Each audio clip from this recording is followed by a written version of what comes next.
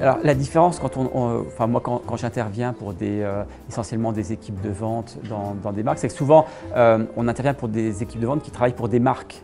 Donc qui ont déjà souvent une information forte sur le style, mais sur le style de leur marque. Là, la difficulté, en fait, c'est que chez Rendez-vous, c'est un multimarque, donc il faut connaître des univers très très différents. En fait, il faut avoir une expertise qui est très globale, donc c'est un peu plus différent.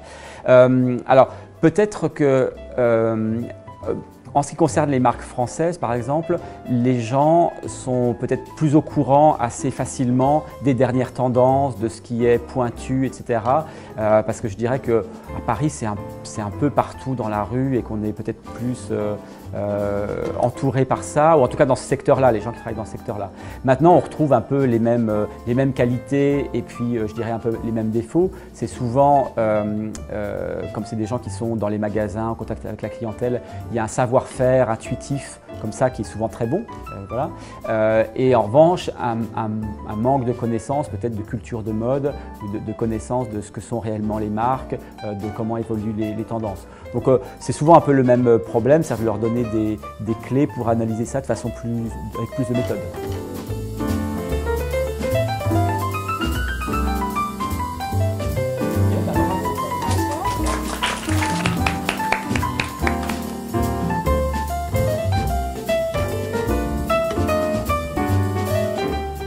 Il faut être curieux, c'est presque un métier à plein temps, enfin, le métier en tout cas de quelqu'un qui travaille dans la tendance.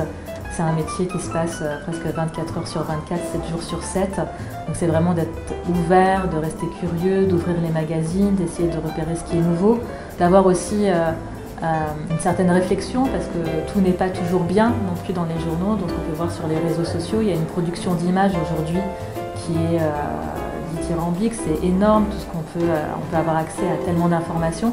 Donc ça va être aussi à elle de se former un œil, de se former une opinion et de rester toujours très ouvert parce qu'on est dans un domaine où on n'aime pas. C'est un domaine, encore une fois, qui est créatif et qui fait appel à notre sensibilité. Donc il y a des styles où on ne va pas forcément adhérer, mais on sait que certaines de nos clientes, oui. Et donc c'est très important de garder un esprit ouvert et de garder un cœur ouvert et de voir justement toutes les évolutions du style. On a parlé de Lady Gaga par exemple, qui est très exubérante, très artistique. On voit par exemple qu'elle devient un petit peu plus glamour, un petit peu plus raffinée, un petit peu plus presque BCBG. Enfin BCBG selon Lady Gaga, c'est jamais très classique non plus.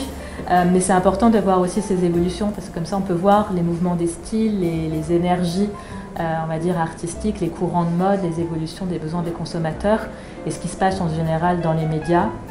Ça se retrouve de façon, on va dire, digérée et un petit peu plus pratique et fonctionnelle à un moment donné dans la rue. Que ce soit une influence de couleur, que ce soit un détail, que ce soit une influence sur une coupe, que ce soit une influence sur une décennie, les années 60, les années 70.